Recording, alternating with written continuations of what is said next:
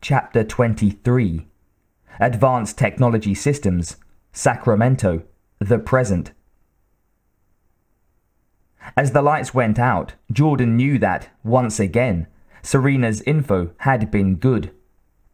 His mouth began to go dry, and his hand automatically went to the Glock holstered under his armpit, excitement pumping into his blood and driving out the drowsy boredom of the stuffy, silent suite of offices. Ideally, he wouldn't have to use the gun. So far, he never had. But things are rarely ideal for the good guys when they're dealing with Sarah Connor. The three stooges stood around like furniture. They didn't move, they didn't talk. They watched the door. Occasionally, as if making a concession, they blinked. Never thought I'd miss their scanning the horizon, Jordan thought. They were downright lively then. The office had only one unblocked window, which was in the president's office at the back of the building. Feeling a need to get away from the creeps, Jordan decided to check it out. They're just as likely to come down from the roof as up the stairs, he reasoned. In fact, that's what he would probably do. Not that he'd ever gone in for that rah-rah commando stuff that some agents loved. He suspected that Sarah Connor did. They'd sent the few employees there home, and the dark office was full of suspicious shadows cast by the emergency lights, and eerily quiet as he moved through it. Already the air seemed to be going stale. A rectangle of grey light shone through the frosted glass in the president's door and brightened the area around it slightly. Jordan listened, then quickly opened the door and stood back, heart pounding, even though he'd really expected the room to be empty. It was. He moved to the window and, standing back out of sight, studied the parking lot below. It too was empty. Come on, he thought. Where the hell are you? He moved to the other side of the window and checked out the lot from that angle. Still nothing. With a sigh, he started back towards the front office. A flash and the percussive burst of a grenade, followed by the sudden sharp pops of gunfire, brought him up to a run. The front office had been miraculously spared, except for the receptionist's heavy desk, which was scrap. But there was no fire, and his backup were all on their feet and heading through the door. A sensation like a bolt of electricity shot through him when he saw a piece of shrapnel sticking out of the back of Lewis's naked head. Jordan fumbled a step at the sight. The three moved out into the corridor, single file. Then, as one, they each brought up their guns and fired. More gunfire met theirs in the hall. There was the sound of a machine pistol and a shotgun's heavy thudding boom, and the slight, sharp, nose-crinkling smell of burnt nitro powder. Jordan sped up. He reached the door just in time to see the three of them aim at a boy collapsed on the floor. "Are you insane?" Jordan shouted. He pushed his way between Lewis and the kid on the floor. "Get them!" he ordered, pointing towards the stairway. "I'll take care of the prisoner." Jordan felt the hairs rise on the back of his neck as the three froze. One he could take, but not three.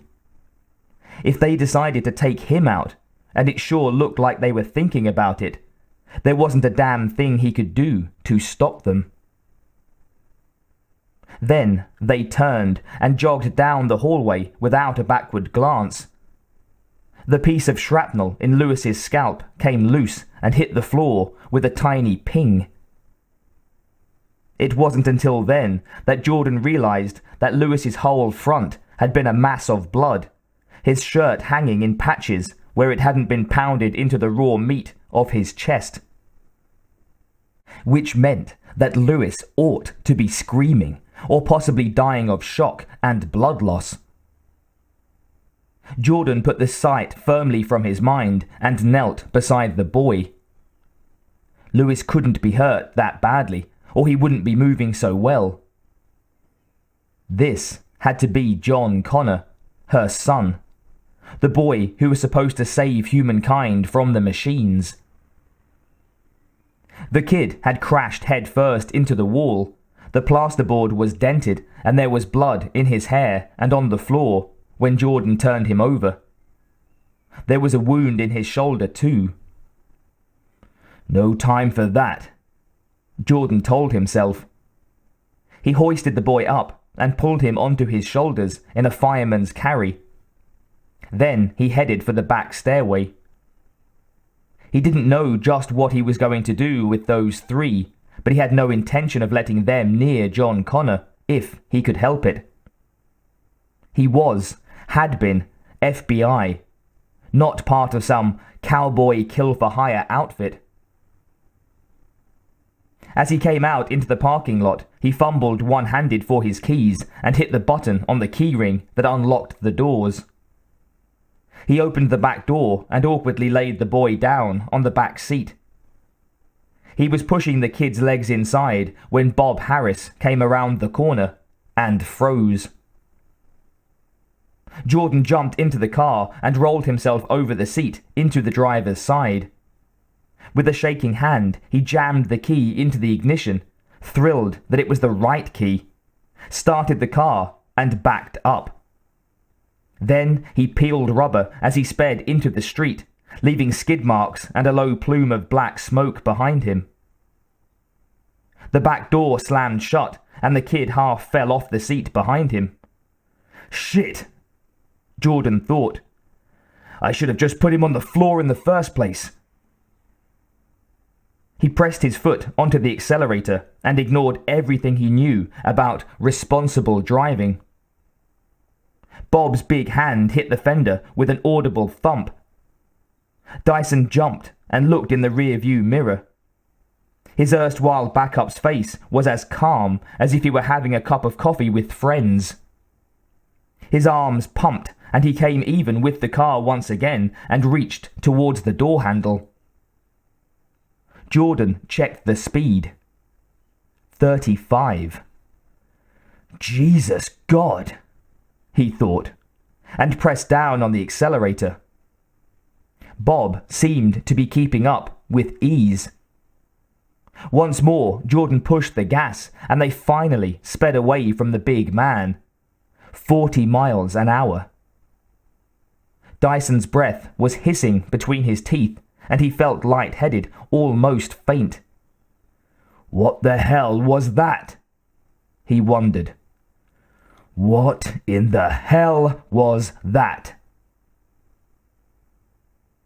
People could do insane things when hopped up on adrenaline, he reminded himself. But why? What could the Connors possibly have done to them that's worse than what they did to me? What would drive a man to run 40 miles an hour to commit murder?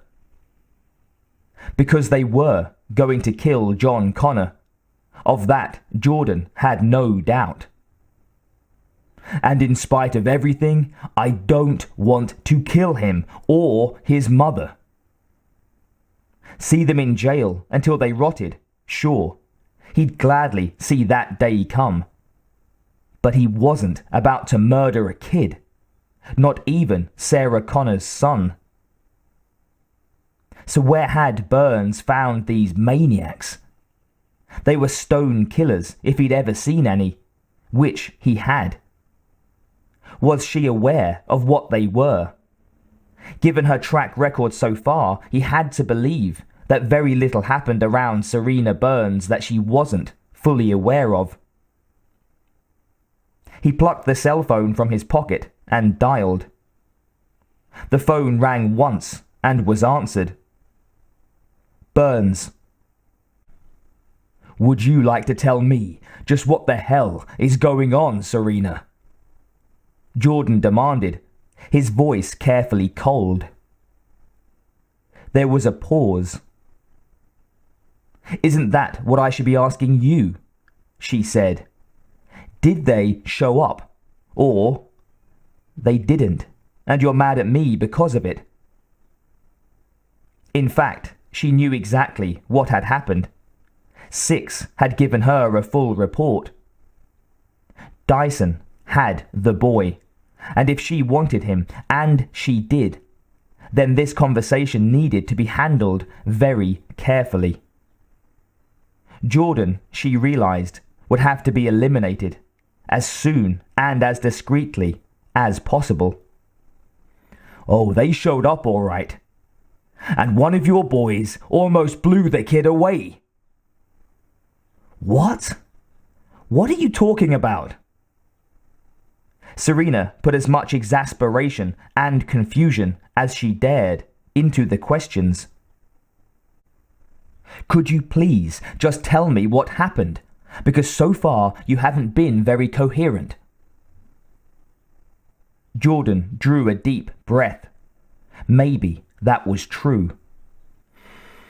"Those 3 men you sent with me," he said slowly, "did their utmost to kill the Connors and their friend.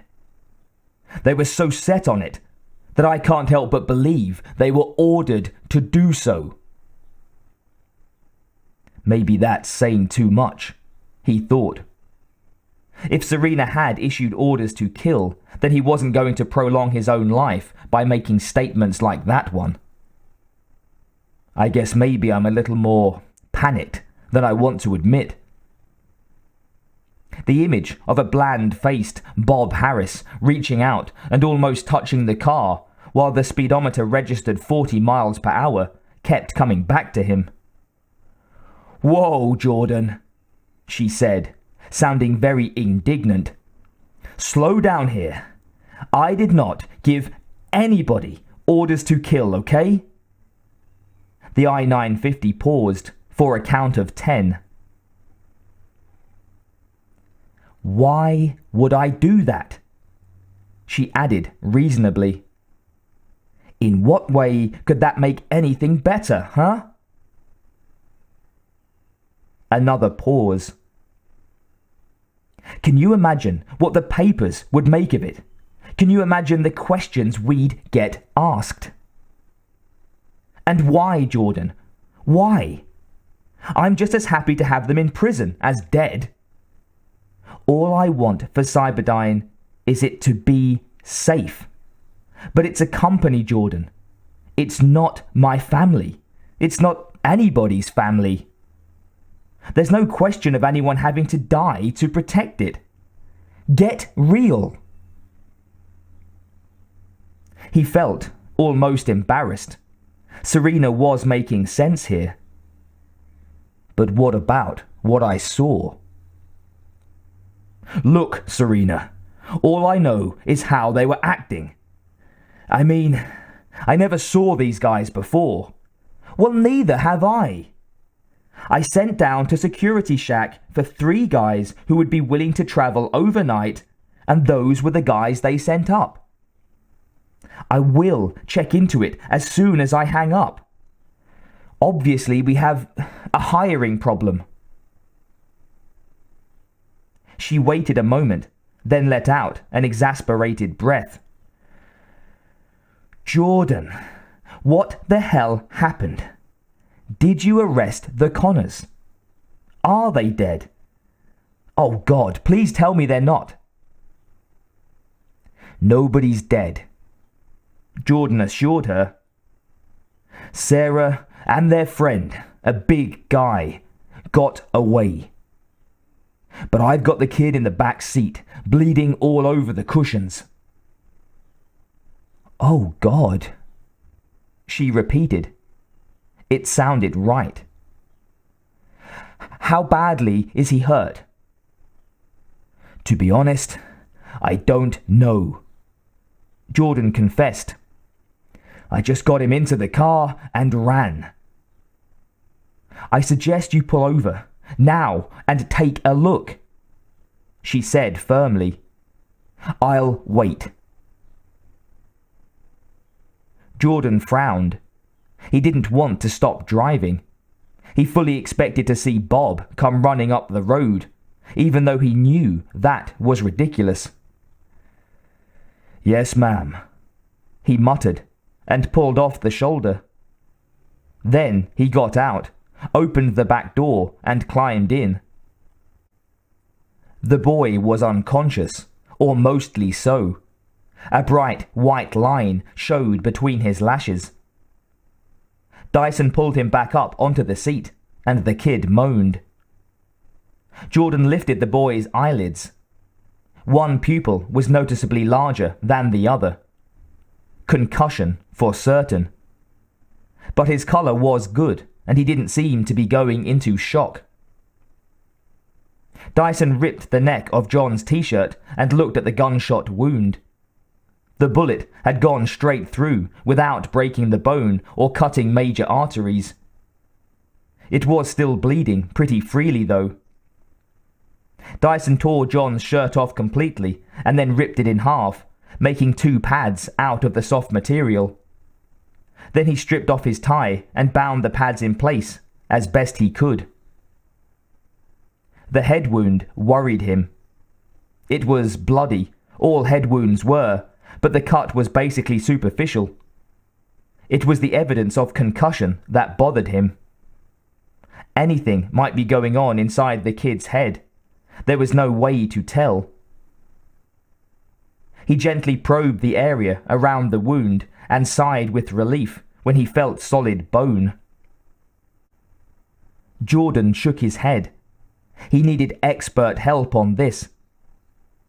Climbing into the front seat again, he picked up the phone. "Serena, I thought you weren't coming back," she said, sounding relieved. "Well?" Jordan hesitated.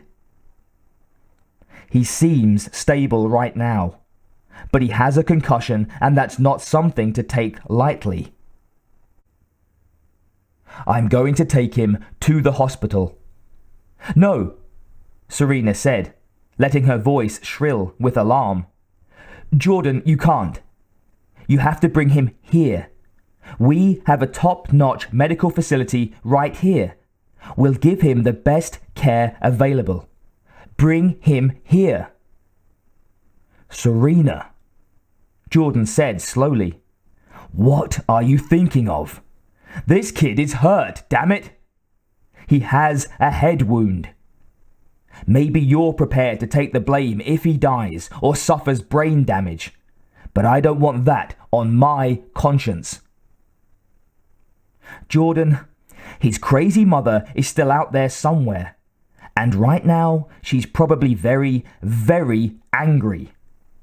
Given her record, she's heading for Cyberdyne with blood in her eye.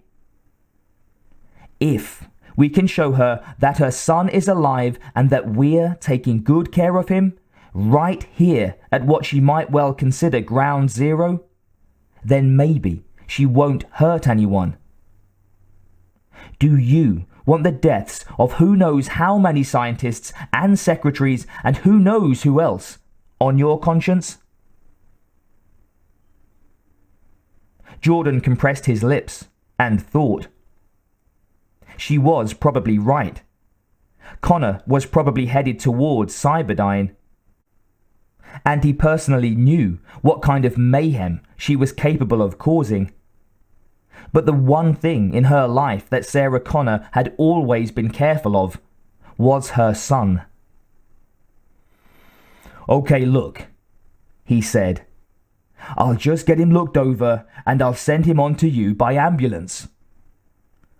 "Jordan, he's been shot. That means that any doctor or clinic or hospital you take him to has to report it to the police. Then the police have to come and question everybody. Then everybody has to wait for somebody somewhere to give you permission to send him down here. By then, we could be a smoking hole in the ground." "It's 3 hours to Cyberdyne," he snapped. "If the kid is stable, that won't matter. You said he was stable, Serena insisted.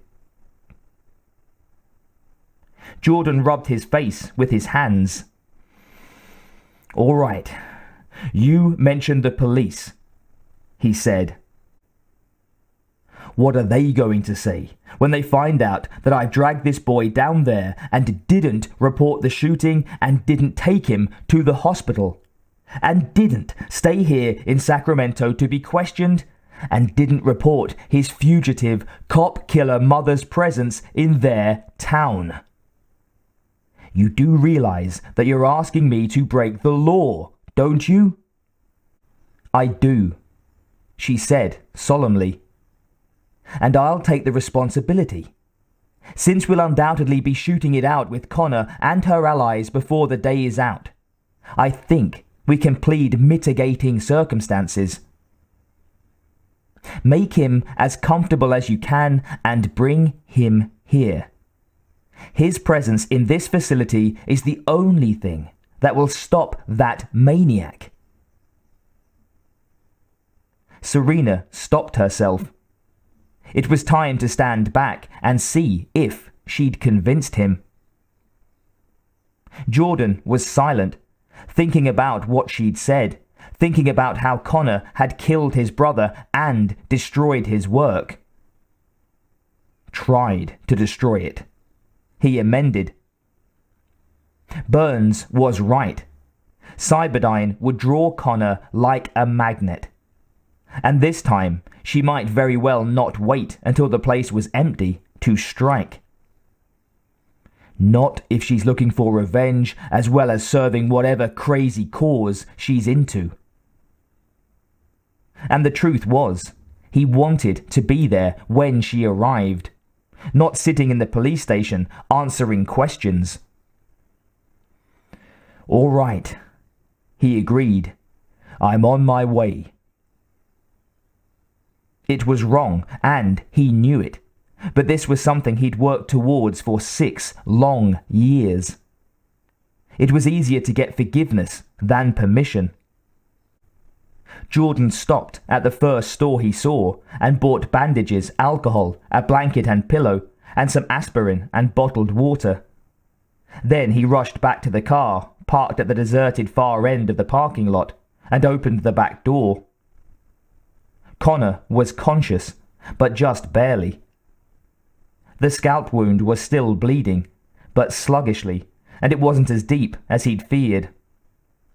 He poured some water on a sterile pad and wiped the blood away, then poured alcohol onto another and wiped the wound. Connor hissed through his teeth and his eyes flared open at the pain. Sorry, Dyson muttered, but at least you know you're alive. My mother would say that, the boy mumbled. Jordan smiled grimly.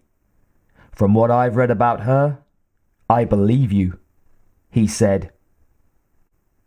The shoulder wound was another matter. It was far deeper.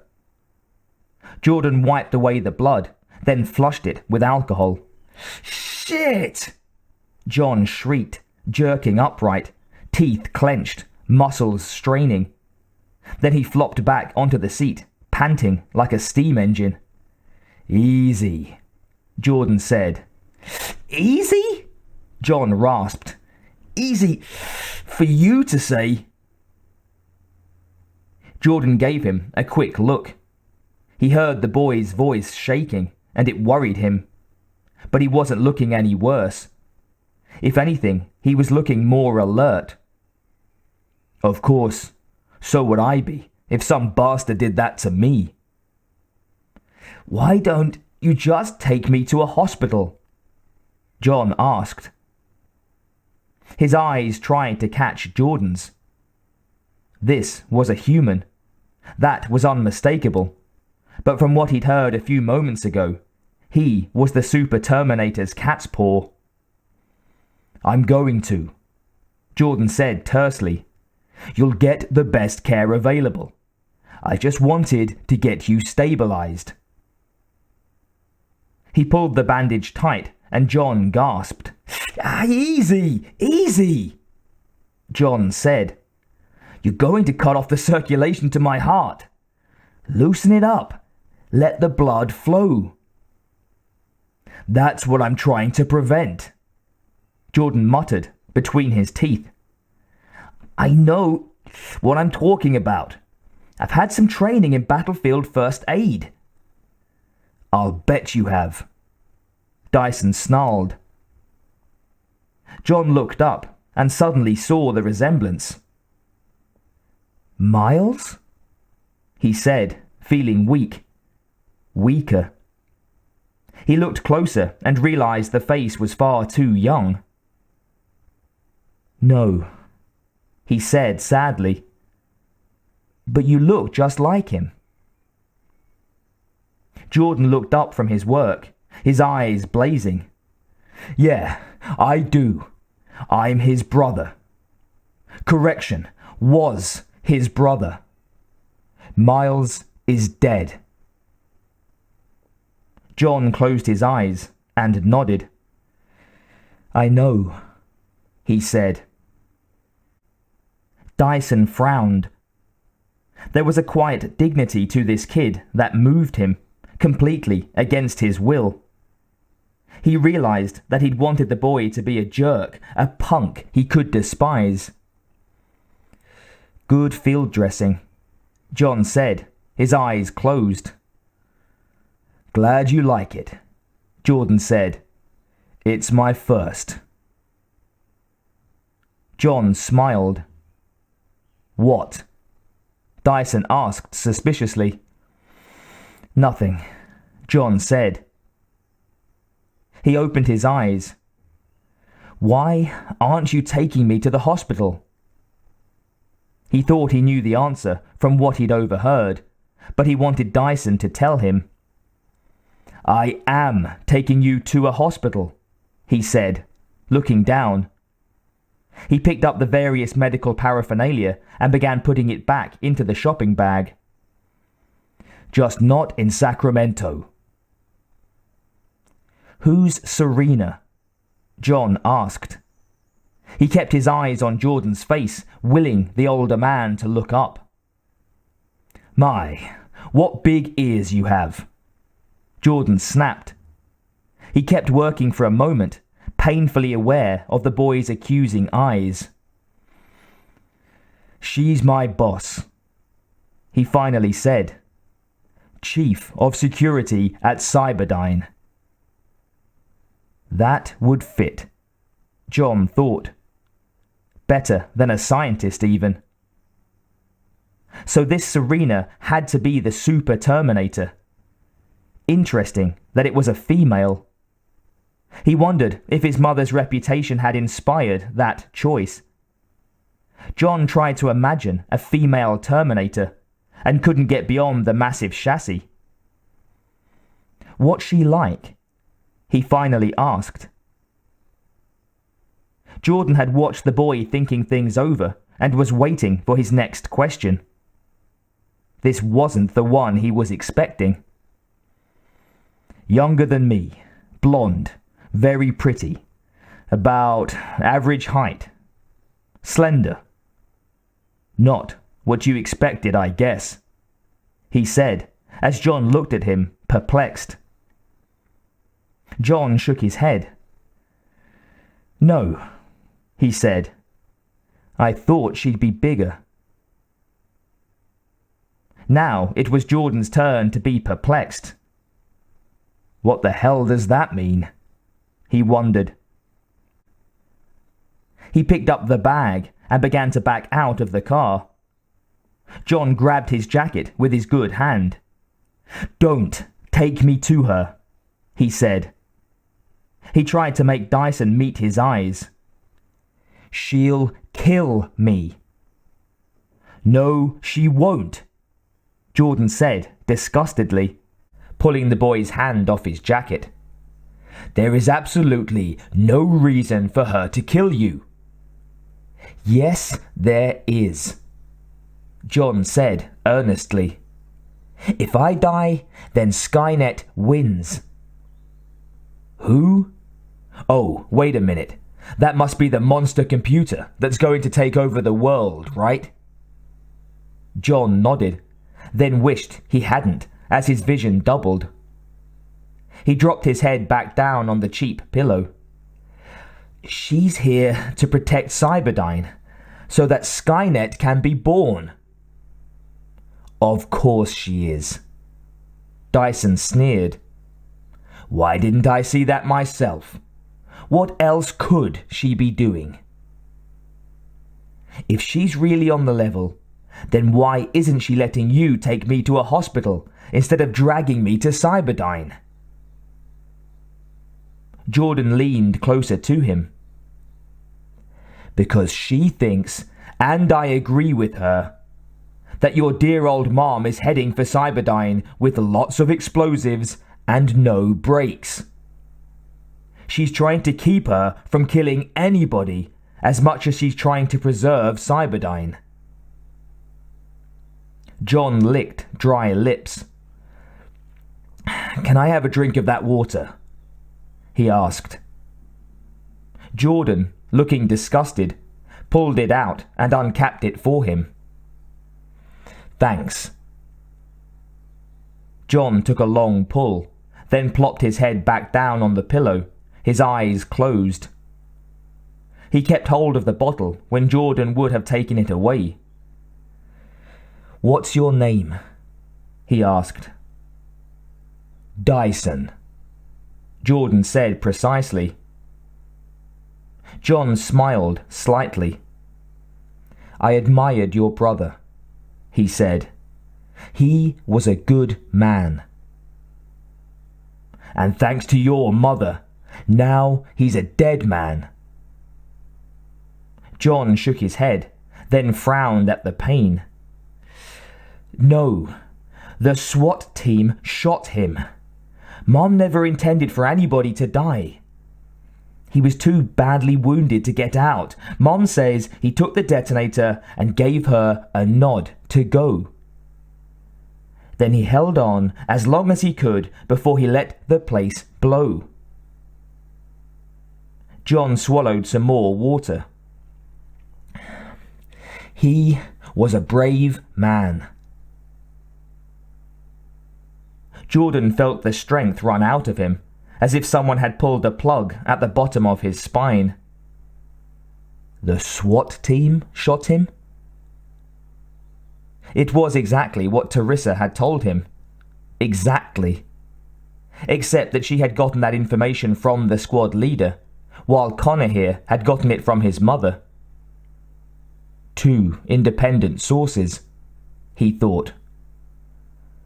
It could well be, must be true. The thing about the detonator, though, that was new. You're telling me my brother committed suicide? He said aloud. He shook his head with a knowing smile. That's not my brother. Miles wouldn't do that. John looked at him. It wasn't suicide. He was too badly wounded to make it. I told you that. He didn't kill himself. He sacrificed himself for his family and his friends. He died trying to save the world. That is insane, Jordan said, straightening. You are insane. You and your mother and her boyfriend kidnapped my brother and forced him to... We didn't kidnap him. He led us to Cyberdyne. He willingly came with us, willingly showed us where things were, and he helped us set up the bomb. John closed his eyes again. He seemed to be less nauseated with his eyes closed. Why? Jordan asked simply.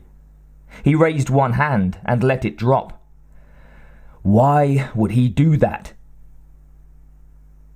Because we had a Terminator with us who showed him some of its inner workings, and he couldn't deny that proof. John said wearily. Look, I know it sounds insane. Before I met a Terminator, I thought my mother was crazy. But she's not. It's all true. He opened his eyes and looked at Jordan. Call Teresa, he said. Tell her you have John Connor in custody and he's asking her to tell you the truth. Jordan was silent for a moment, his mouth open. You want me to ask my brother's widow to back you up, he said slowly. She'll confirm what I've told you, John said with perfect confidence. She will. Jordan tightened his lips and looked away. She would, he well knew it. He thought of Teresa's message. Remember what I told you. And here it was again. Shit, he said. Shit. John shut his eyes against the pounding in his head. Believe it or not, he said, I know how you feel. Dyson tightened his lips and glared at the kid. Then he dug into the bag and, opening the aspirin bottle, tapped out 3 tablets. Here, he said, knock yourself out. Then he got out and slammed the door behind him. He walked back and forth for a while, calming himself and trying to decide what to do. The kid thought Serena meant him no good. Given the behavior of the 3 backups that she'd sent with him, maybe he had a point. But Serena denied it, seemed stunned when he told her about it, and there was nothing in her previous behavior to cause him to doubt her. Serena said she only wanted the boy at Cyberdyne to protect the people there. That seemed extremely believable to him. She said the 3 goons were strangers to her. He stopped pacing. Getting beyond that was hard, maybe impossible. And in all fairness, he had to give some credence now to the story that Teresa had told him. Shrapnel dropping out of skulls, men running 40 miles an hour. Unbelievable as it was, here it was again, from a different source. And what a different source, he thought. The maniac's own son. He wondered briefly if Teresa might have been hypnotized into believing this insanity. No, even if she had, it wouldn't have lasted 6 years, he thought. Not the way he'd kept her picking at it. And Danny wasn't even supposed to have known a lot of the stuff that he claimed to know. Jordan ran his hand over his short cropped hair. The more he tried to sort it out, the more tangled it became. He put his hands on his hips and considered his options. Ralph, he thought. Ralph Ferry. Ferry was a major in charge of base security. Serena had introduced them, very much as a matter of form, on his second day at Cyberdyne, and they had hit it off. Since there was something in Serena's manner that indicated she didn't want to encourage Ferry to take an interest in the complex under her care, Jordan had kept their friendship to himself.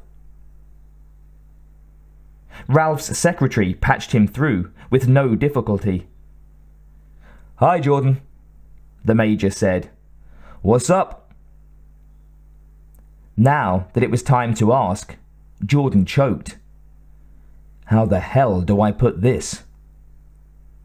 "Jordan." "Oh, God." He rubbed his forehead. "This was a mistake." "Hello? Anybody there?" "Hi, Ralph. Sorry, I dropped the phone." Jordan rolled his eyes.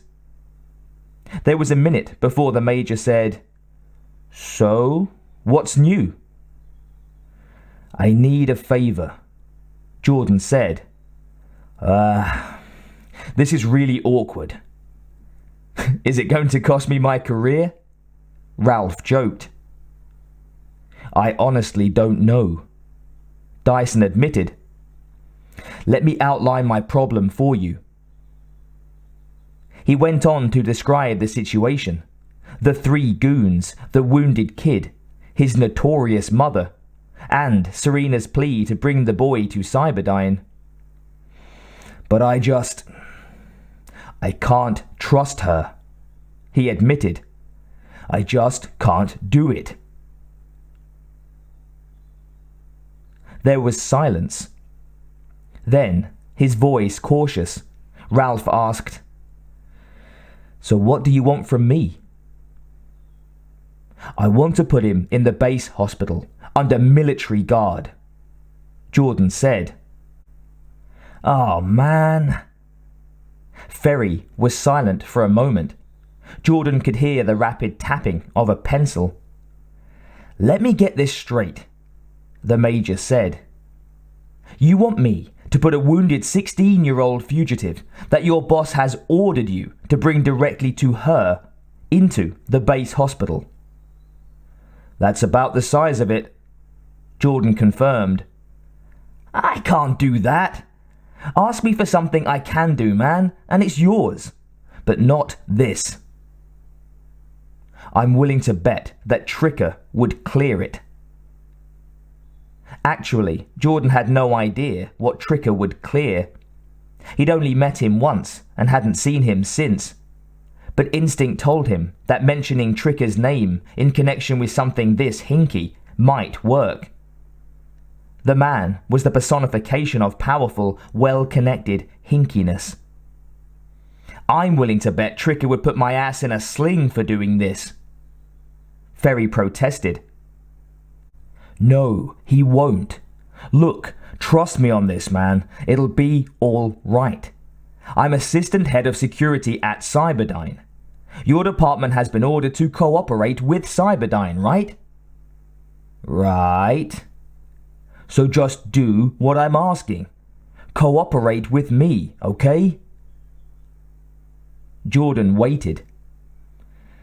Yeah, but Jordan, you just told me that your boss ordered you to bring this kid directly to Cyberdyne, to their med facility. Isn't that right?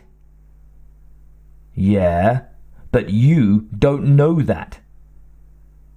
Jordan waited a beat. Do you? Ferry gave a long sigh. Then he chuckled. No, I don't, do I? He said. Okay, bring him in. When can we expect you? If I leave now, I should be there in 3 hours, depending on traffic. I'll stick around, the Major promised. I'll leave word to expect you at the hospital. I'll have them call me when you get in. I'll expect a complete, if off the record, rundown on this thing. You got it, Jordan assured him. Thanks. Hey, what are friends for? They hung up. Jordan grinned. Then he looked at the car. The kid was looking back at him. This is going to be a long drive, he thought.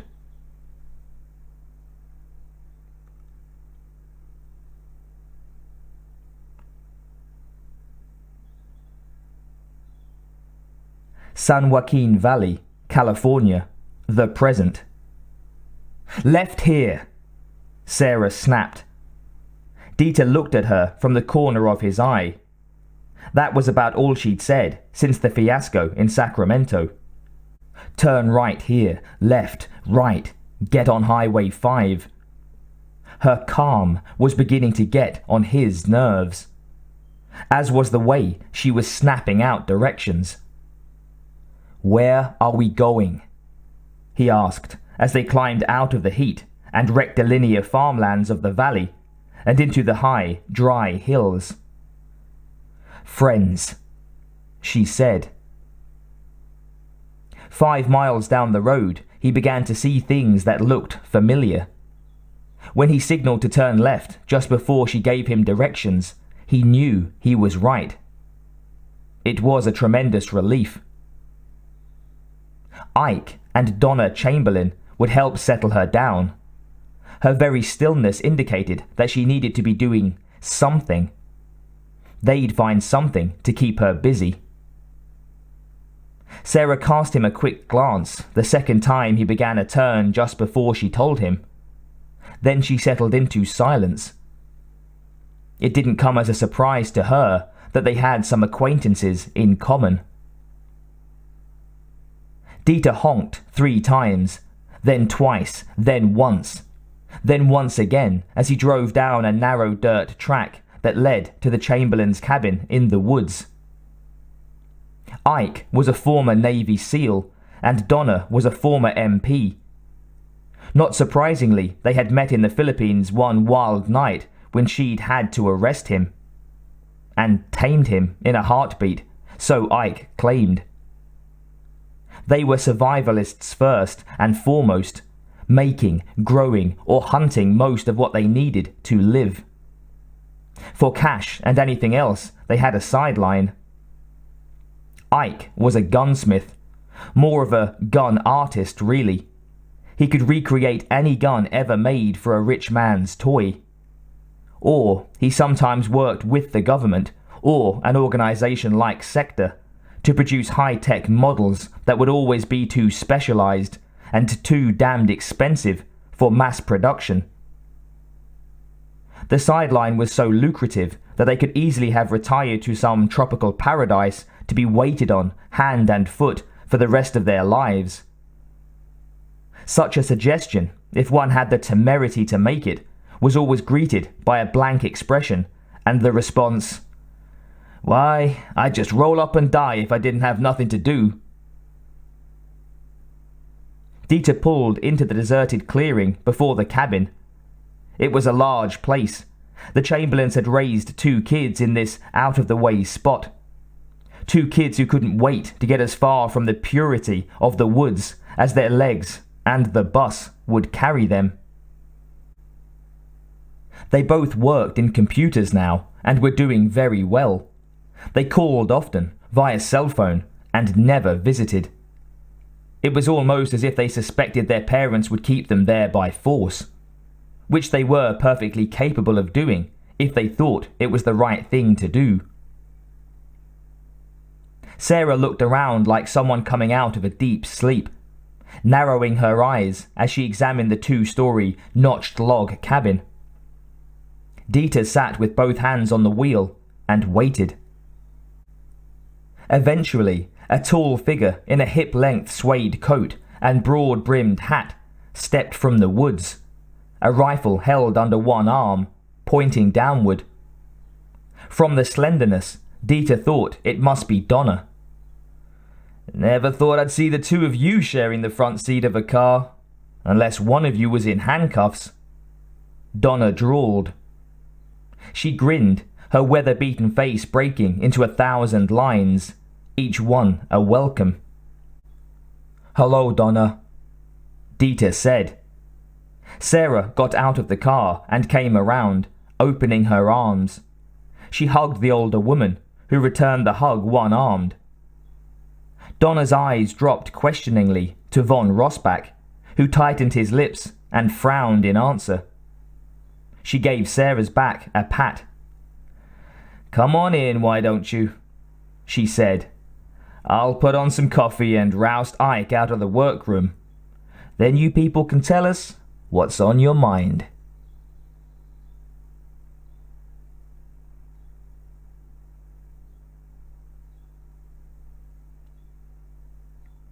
Ike and Donna blinked as they stared at Dieter and Sarah, then shifted nervously in their chairs and met each other's eyes in sidelong glances. They'd always worried about Sarah. Her strange crusade against Skynet, which Sarah herself said didn't exist, yet, was blatantly insane, even by their relaxed standards. It made her a standout even among the bizarre folk they tended to meet. Visiting with them had always seemed to center her, though, to bring her back down to earth, and the time and place everybody else was living in. She was actually very likable when she was calm and not talking about Judgment Day. It was with great regret that they'd watched her grow harder over the years. They tolerated her rangy attitude mainly for John's sake. They saw how well she treated her son, even though they thought her discipline was a bit too strong. And they found John to be a delightful boy. They'd have done anything for him. Dieter, on the other hand, they'd always liked, and by comparison to Sarah, he was very uncomplicated. Von Rossbach was unequivocally one of the good guys, and that appealed to them. The few times they'd met him had been fun, and he was always welcome. If anyone had asked, they'd have said he was one of the sanest, steadiest men they knew. Now he was telling them that Sarah's wild stories were gospel truth. It was a hard mouthful to swallow. But the look that Ike and Donna were giving one another now said as plain as words, "Shucks, the girl can't be that good in bed." "So where's John now?" Ike asked. "Probably on his way to the main Cyberdyne facility, under a military base somewhere in California," Sarah said bitterly. She put her face in her hands and breathed deeply for a moment. The others around the table glanced at one another in embarrassment, not quite knowing what to do. "Who'd be dumb enough to build a military base underground in California?" Ike asked. "The army?" Donna answered, raising her eyebrows.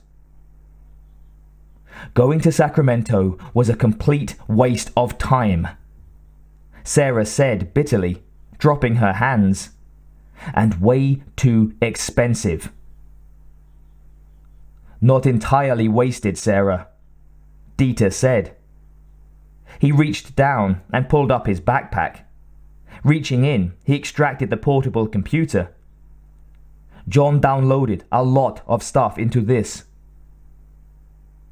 "It never occurred to you to tell me about that," Sarah snapped. "I thought I'd give you some privacy," Von Rossbach said calmly. He turned the computer on. "Now we can see what he got for us. Then we can go and rescue him."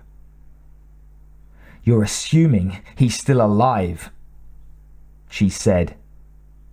He stopped and looked at her, his gaze level. "And what do you assume, Sarah?" "I assume that if he was brought directly to the boss Terminator that he..." She stopped herself. Letting her anger take over wouldn't help, and if she gave up hope, there was no point in going on. Closing her eyes, she took a deep breath, let it out slowly, and started over. "I think we'd better find John before we blow the place up," she said grimly. "This whole rigmarole is pointless if we kill him ourselves." She looked at Von Rossbach. "What did he get for us?" One corner of Dieter's mouth curved up at that. He'd been worried. But this woman was, if anything, resilient. "It's encoded," he said, and tapped a few keys. "In a few minutes, the decoding program should bear all of Cyberdyne's secrets." Dieter shrugged. "Unless they've got something this program can't work its way around." Sarah nodded. Ike and Donna looked at one another. Ike said. Sarah and Dieter looked at him, and he cleared his throat. "I don't like to sound inhospitable," he began awkwardly. "But was there a reason you came to us, specifically?" "Yes," Sarah said. John indicated that he had plans for What was it? She asked Dieter. A phased plasma rifle in the 40-watt range. He quoted. Yowza, Ike said softly, his eyes very interested. Not that I'd expect that you'd be able to just whip one up, even with the plans, Sarah said. But I had an idea, and I think you might be able to help me with that. What is it? Donna said. You know, we don't hold with killing soldiers just doing their duty, Sarah. I don't want to kill anybody, Sarah answered calmly. I never have, and I see no reason to start now.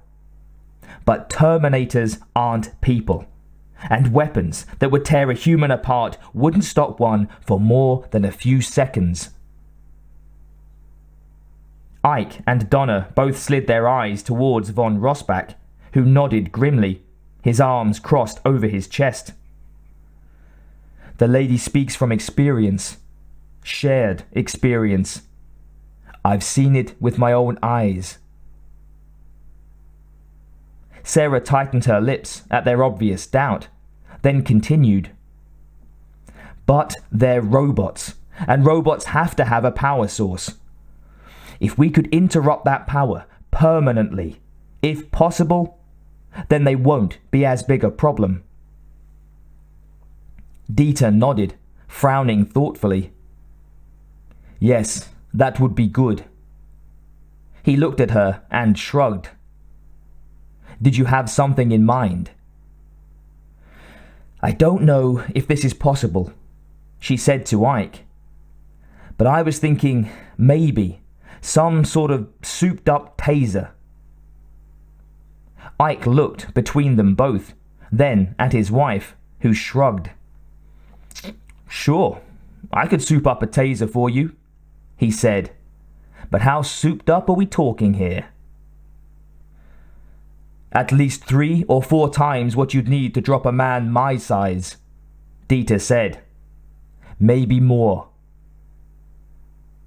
Ike blew out his breath. The problem there would be battery power, he explained. I guess I could work out some sort of back or fanny pack arrangement. He wasn't talking to them now, but to himself. He looked up suddenly. When do you need this?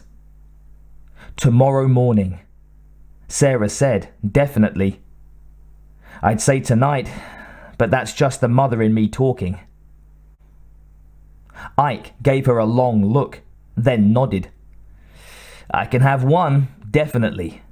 I'll try for 2, but I make no guarantees. I'll accept that.